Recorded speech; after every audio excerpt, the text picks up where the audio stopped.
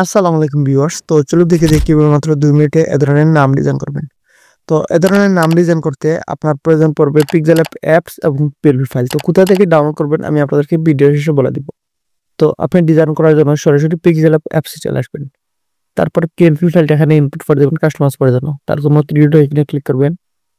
Open PLP file এখানে click করবেন।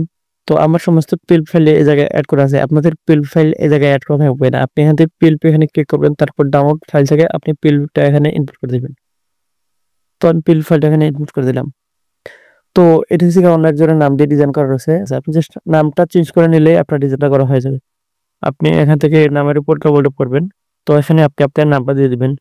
তো ভিউয়ার্স আমি আপনাদের দেখানোর সাথে একটা নাম এখানে দিয়ে দিচ্ছি। আপনি নামের সামনে এবং পিছে আপনি এভাবে একটা ২টা স্পেস দিয়ে দিবেন।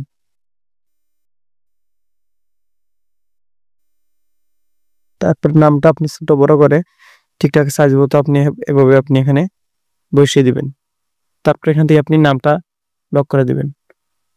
তারপর এই জায়গায় দেখেন ২-৩টা ইমোজি দেওয়া আছে। আপনি ইমোজি গুলাকে ঠিকঠাক কাস্টমাইজ করে জায়গা মতো আপনি এভাবে বসিয়ে দিবেন। আমি যেভাবে বসিয়ে দিতেছি। তারপর এখানে দেখেন আরেকটা টেক্সট দেওয়া আছে। এখানে ইংলিশে দেওয়া আছে। তো আপনি ইংলিশেও আপনি সেম নামটা দিয়ে দিবেন।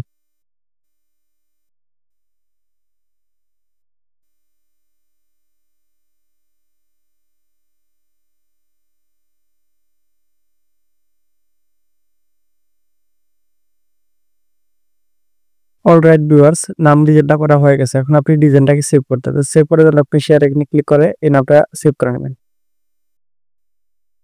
তো ভিউয়ার্স আশা করি আপনারা বুঝতে পারছেন কিভাবে এই ধরনের একটা নাম ডিজাইন করবেন।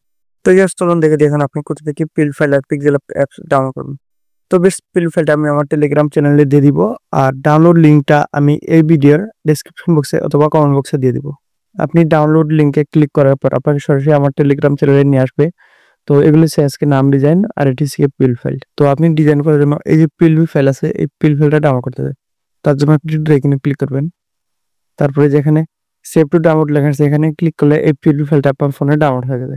আর পিক্সেল অ্যাপস আপনি গুগল প্লে স্টোরে পেয়ে যাবেন। তাছাড়া আমি লিঙ্কটা দিয়ে দিব এই পিএলপি ফাইলের সাথেই আপনি পেয়ে যাবেন। তো যদি ভিডিওটা ভালো লাগে তাহলে সুন্দর একটা কমেন্ট করবেন, একটা লাইক করবেন। ধন্যবাদ ভিডিও দেখার জন্য।